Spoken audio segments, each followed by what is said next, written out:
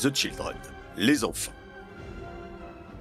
La dernière fois, on était en plein Venise et on a parlé de tout un tas de films qui se passaient à Venise.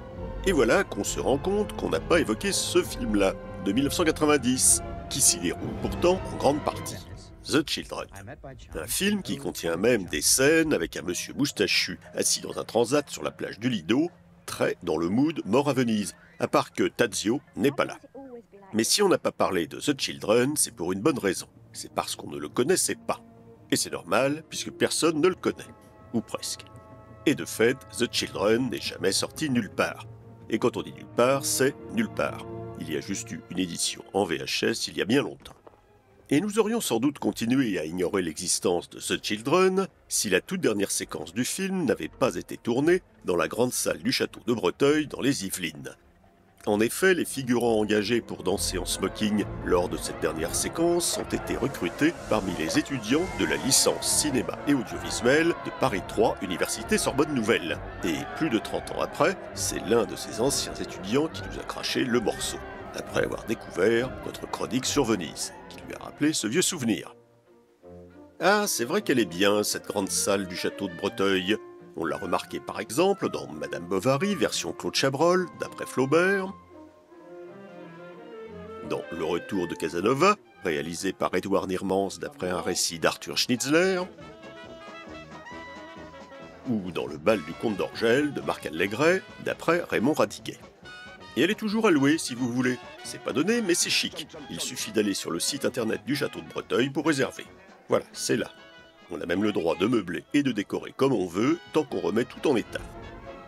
Alors, Raymond Radiguet, Arthur Schnitzler, Gustave Flaubert, voilà qui est bien littéraire. Et The Children n'échappe pas à la liste, puisque le film est tiré d'un roman d'Edith Wharton, intitulé, The Children. Edith Wharton, dont l'adaptation cinématographique la plus fameuse est peut-être Le Temps de l'innocence de Martin Scorsese. Et on se souvient être tombé sur Le Temps de l'innocence à l'occasion d'un trajet longue distance en avion, et il faut le dire, c'est vraiment le film idéal pour bien s'endormir malgré l'inconfort des sièges classe touriste. On n'a d'ailleurs pas essayé de le revoir depuis pour vérifier parce que, on n'a qu'une vie. On n'a qu'une vie, c'est justement un peu le thème de The Children. Ben Kingsley, ingénieur au Brésil, est depuis plusieurs années épistolairement amoureux à distance de Kim Novak, devenue récemment veuve.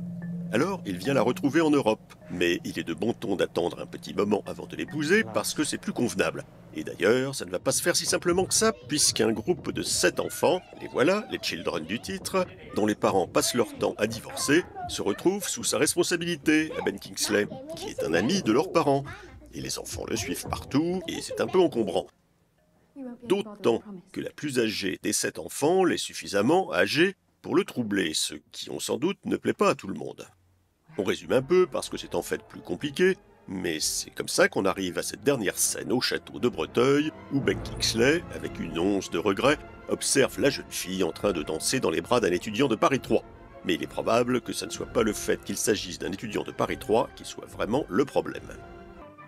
Le roman d'Edith Wharton avait déjà été adapté en 1929 à Hollywood. C'était un des tout premiers films parlants, intitulé The Marriage Playground, qu'on pourrait traduire par le carrousel du mariage. Là aussi, les parents divorçaient tout le temps, et les 7 enfants se cramponnaient au héros. Mais, différence notable, à la fin, la jeune fille épousait Ben Kingsley. Enfin non, pas Ben Kingsley, Frédéric March, dans cette version-là. Ça n'avait d'ailleurs pas trop plu à Edith Wharton qu'on change la fin de son histoire, même si on n'est pas sûr qu'elle ait un jour pu juger du résultat final, puisque, d'après sa biographie, elle semble ne jamais avoir vu qu'un seul et unique film dans sa vie, en 1914, dans une salle de Bilbao. Un film intitulé « Comment on visite une ville au galop », dont on n'a malheureusement trouvé aucune trace.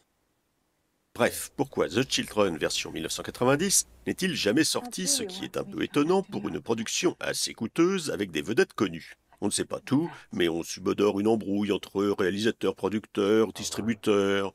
On ne sait pas. Toujours est-il que le film a disparu des radars. Même si juste après le journal télévisé du 24 août 1994 à la télé allemande, on a tout de même repéré une diffusion à 20h15 de The Children, et du coup sous son titre allemand, Meine liebe Rose, ma chère Rose. Et la chair rose en question, ça devait être Ava Gardner au départ. Mais zut, Ava Gardner est morte, juste avant le début des prises de vue. Alors la production s'est tournée vers une autre gloire d'Hollywood, en l'occurrence Kim Novak, on l'a vu, qui n'avait pas tourné depuis 10 ans, et qui ne tournera plus qu'un seul film après The Children. Liebestraum, traumatisme de Mike Figgis. Et après Liebestraum et ce dernier rôle qui n'a pas semblé totalement l'enthousiasmer, Kim s'est dit qu'il valait mieux s'arrêter là. Et partir dans l'Oregon élever des lamas. Ah, ce ne sont pas vraiment les lamas de Kim que l'on voit là, mais on n'a trouvé que ça pour illustrer. Toutefois, on vous garantit que ces lamas ont bien été filmés dans l'Oregon. Quant à Ben Kingsley, autant que les lamas, il semble dans The Children apprécier les paysages grandioses pour discuter avec les dames. Par exemple ici, ou ici, ou encore ici. Et c'est vrai qu'il a un petit côté lama, Ben Kingsley, et il garde en permanence dans le film un air disons contrarié. Oui, il a souvent de toute façon l'air contrarié, ou au mieux dubitatif, Ben Kingsley. C'est peut-être ces rôles qui veulent ça, que ce soit le rôle du Mahatma Gandhi, le rôle de Salvador Dali, ou tiens, le rôle de Dmitri Shostakovich dans Testimony, un film du même réalisateur que The Children, Tony Palmer. Tony Palmer, qui a réalisé des dizaines de millions de films de télévision, ou presque, des films musicaux surtout, sur Shostakovich certes, sur Richard Wagner avec Richard Burton, sur Maria Callas avec Maria Callas, sur Tangerine Dream, sur Benjamin Britten, etc., etc. Il a même fait son Mort à Venise à lui, d'après l'opéra de Benjamin Britten, justement. Mais pas de chance, The Children, qui a été sa seule vraie tentative de long métrage de cinéma, The Children a donc disparu. Pas totalement disparu, en réalité, puisque Tony Palmer en a récupéré les droits et le matériel, et il a même lancé un crowdfunding en 2015 pour mener à bien sa restauration. Et si vous vous demandez ce que Henri Guibet a à voir avec tout ça, eh bien rien, parce que ce n'est pas Henri Guibet que l'on voit là. C'est Tony Palmer lui-même en train de vendre son idée de restauration sur la plateforme de crowdfunding, où la cagnotte n'a réussi à monter que jusqu'à 48 livres sterling, soit environ 56 €, avec seulement 5 contributeurs. Résultat, The Children est toujours dans les limbes. Ah, le jour où Tony Palmer s'est demandé dans une interview s'il n'avait pas raté le bateau, on a tout de même eu l'impression qu'il regrettait un peu, au fond, de ne pas avoir fait la même carrière au cinéma que ses copains Mike Newell, Michael Apted ou Ken Russell. Tiens, d'ailleurs, on se rend compte que si le nom de Tony Palmer nous disait quelque chose, vaguement, avouons-le, c'était essentiellement à cause de 200 motels, le film qu'il a co-réalisé en 1971 avec Frank Zappa. 200 motels, qui fut le premier long métrage de l'histoire du cinéma à avoir été tourné en vidéo, puis transcodé en 35 mm pour pouvoir être montré en salle, et il faut dire qu'en pensant à 200 motels, on se souvient maintenant davantage de Frank Zappa que de Henri Guibet, que de Tony Palmer. Ou alors on se souvient de Ringo Starr déguisé en Frank Zappa, ou de toutes ces images trafiquées qui étaient encore peu courantes à ce moment-là. Mais à dire vrai, nous, ce dont on se souvient surtout, c'est d'avoir eu un peu mal à la tête après avoir vu 200 motels à l'époque une nuit tard, affalés sur des coussins mous à Amsterdam, mais on a oublié pourquoi on avait eu mal à la tête. Ou en tout cas, on ne vous le dira pas.